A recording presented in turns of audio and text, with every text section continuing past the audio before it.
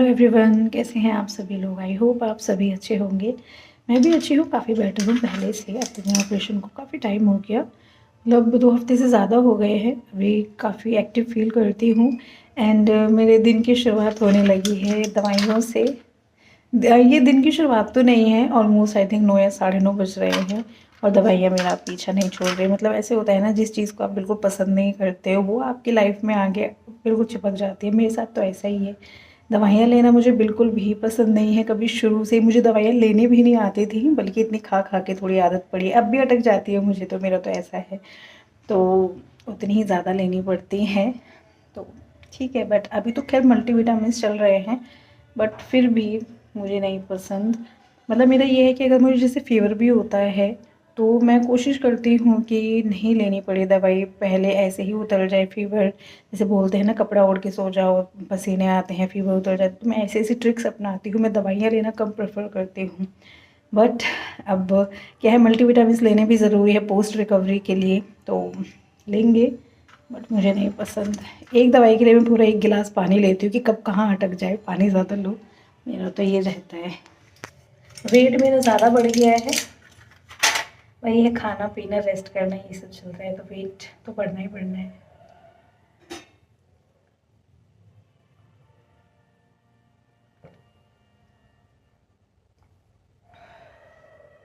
और अभी मैं चलूँगी छत पे। बहुत दिन हो गए, जैसे वही है कि रेस्ट पे थी तो यहीं पे रहती थी। मतलब सीढ़ियों के आप चक्कर काट सकते हैं।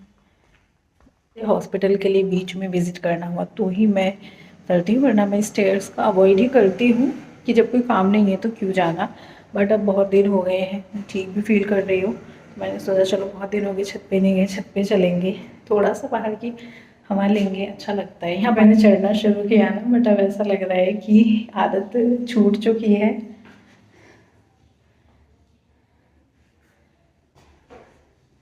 वीकनेस मुझे बहुत ज़्यादा आ गई थी, तो उसी के लिए मल्टीविटामिन्स वगैरह चल रहे हैं। वो बोला है कि मुझे कम से कम 2 महीने खाने हैं।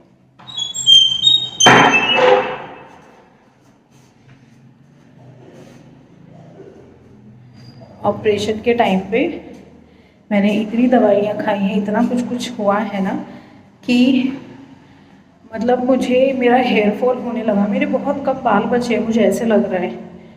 और तो अभी देखते हैं, अभी रिकवरी होगी तो हेयर फॉल पे भी फ़र्क पड़ना चाहिए। आपके पास चीज़ें होती हैं ना, आपको उसकी वैल्यू नहीं होती। मेरे जो बाल थे शुरू से ही काफ़ी हैवी रहे हैं, अच्छी क्वालिटी के रहे हैं। मतलब जैसे कि फंगल इन्फेक्शन होने के बाद भी सर के कुछ हिस्से में बाल थे, बट वो भी काफ़ी अच्छी क्वालिटी के थे। ठीक है, तो सब बोलते थे कि बहुत अच्छे बाल हैं, ऐसे हैं वैसे हैं। तो कभी इतना फील नहीं हुआ कि हैं ठीक है, मतलब इतनी कौन सी बड़ी बात है। बट जब नहीं रहे हैं, मेरी आंखों के सामने टूटते रहते हैं बाल, तो मुझे फिक्र होने लगी कि हाँ यार, अपने बालों को दूसरों से कंपेयर करने लगी कि हाँ मेरे तो ऐसे थे, अब कितने पतले रह गए। ओह, ये देख ये देख ये देख लो, डबल चिन। और जैसे ही मैंने गेट खोला, यहाँ पे एक कबूतर मरा हुआ पड़ा है। ये कैसे मर गया?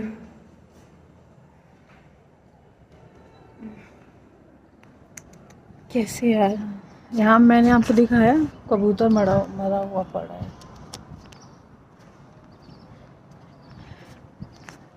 और ये छत पे ना, अब जैसे और ऊंचे पे हो गई है तो छत पे आना बिल्कुल ही कम हो गया वैसे तो हमारा।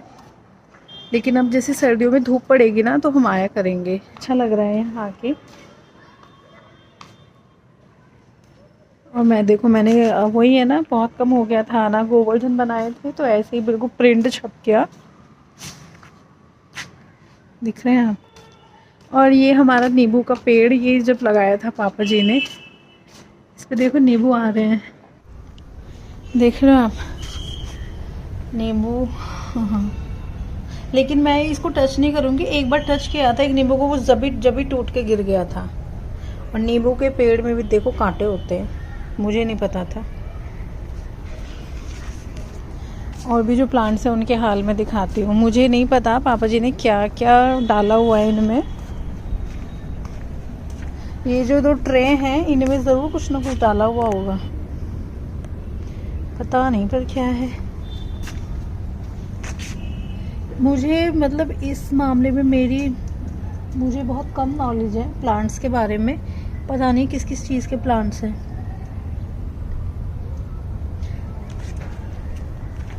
पता नहीं, बस लगे हुए हैं। ये तो मुझे पता है, ये तो गेंदे के फूल का है, मैरीगोल्ड। और ये हमारा, और ये करी पत्ता है, मुरझाया हुआ क्यों है ये। और बस ठीक है। मैं एक गिफ्ट रिसीव हुआ है, हमारी सब्सक्राइबर हैं मिस प्रंजना। मुझे पूरा नाम तो याद नहीं है बट प्रंजना नाम से याद है। तो उन्होंने मुझे एक गिफ्ट सेंड किया था। एक्चुअली क्या था, उनका ईमेल आया था कि वो मुझे कुछ सेंड करना चाहते हैं। तो पहले तो देखो यार, मेरे को ना थोड़ा सा ये लगता है कि मतलब आप लोग अपने पैसे वैसे मत खर्च करो मुझे कुछ ऐसे देने के लिए। आप लोग कमेंट कर देते हो, लाइक कर देते हो, मेरे लिए वो ही बहुत है। और पर ऐसे होता है ना, फिर उन्होंने दोबारा मेल किया था कि उन्हें कुछ, जैसे वो जहाँ रहती हैं वहाँ से रिलेटेड कुछ उन्हें भेजना है। जैसे वो असम में रहती हैं तो उसको रिप्रेजेंट करने के लिए वो कुछ भेजना चाहती थी। तो फिर मैं मना नहीं कर पाई थी कि चलो भैया, आप अपनी स्टेट को रिप्रेजेंट करने के लिए कुछ भेजना चाहते हो तो ठीक है। बट उन्होंने बहुत खर्चा कर दिया। ऐसे मत खर्चा किया करो प्रंजना, ठीक है।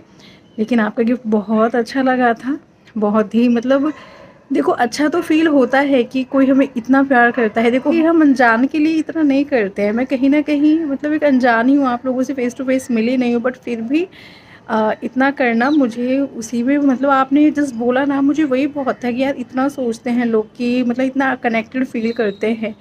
बट ठीक है, बट इतना खर्चा नहीं करना था आपको। मैंने बच्चों को भी दिखाया, सबको मतलब अच्छा लगा था घर में काफ़ी। तो once again thank you so much, ठीक है। और बस अपना प्यार ऐसे ही बनाए रखो, बस कमेंट और लाइक कर दिया करो, उतना काफ़ी है, ठीक है। और बस फ्रेंड्स, मैं अगर ये व्लॉग सैंडी देखेगा तो बहुत कहेगा मम्मी, क्योंकि जब वो स्कूल जाता है ना तो मेरे को बोलता है मुझे नीचे तक छोड़ने आओ। मैं बोलती, मैंने कहा नहीं बाबू, सीढ़ियाँ मैं अवॉइड करती हूँ। मैंने कहा नहीं देते हैं ना, मैं थोड़ा और ठीक हो जाऊँगी जब। तो ये लगता है कि अननेसेसरली सीढ़ियाँ रहने दो यार, क्यों, जब हमें ऐसा काम ही नहीं है। और अब मुझे वो देखेगा ना, आज मैं सीढ़ियों पे ऊपर गई थी तो बोलेगा अच्छा। वहाँ हमारा पूजा का रूम है, और जो गिफ्ट था ना वो मैंने यहाँ रखा हुआ है। ये रूम ऐसा है कि यहाँ पे सब देख लेते हैं, तो मैं ऐसी जगह रख देती हूँ। अपने कमरे में रखते हैं तो फिर वो वैसे रह जाता, फिर सब नहीं देख पाते। तो ये गिफ्ट, तो फ्रेंड्स यहाँ पर है ये गिफ्ट जो इन्होंने भेजा है, और मैं इसकी एक एक चीज़ दिखाऊंगी आपको। और इन्होंने बहुत ही हेल्प की है मेरी। इन्होंने साथ में स्टिकर्स लगाए हैं जिससे मुझे ये पता चलता रहे कि कौन सी चीज़ किसके लिए है। और साथ में पहले तो देखिए, मैं इसकी अनबॉक्सिंग कर चुकी हूँ, मतलब कुछ सामान खोल लिया, तो कुछ आपके सामने खोल रही हूँ। वीडियो मतलब मैंने एडिट किया है ये पूरा, क्योंकि खोलना सब कुछ दिखाना उसमें बहुत लंबा वीडियो हो गया था। तो देखिए, पहले तो मेरे लिए सुंदर सा गिफ्ट, जिसे मैं डेफिनेटली एक मतलब किसी ड्रेस के साथ वेयर करके एक रील तो ज़रूर बनाऊंगी, ठीक है। एंड ये सैंडी के लिए की रिंग था।